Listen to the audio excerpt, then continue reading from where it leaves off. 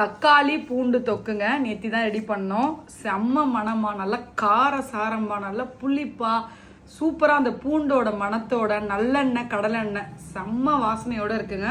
அவ்வளோ சுவையாக இருக்குது. ஒரே ஒரு டம்ளர் அரிசி மட்டும் வச்சிட்டிங்கன்னா போதும். இதை போட்டு அப்படியே நீங்கள் அந்த சாதத்தில் பிசைஞ்சு சாப்பிட்டா அப்படி இருக்குது.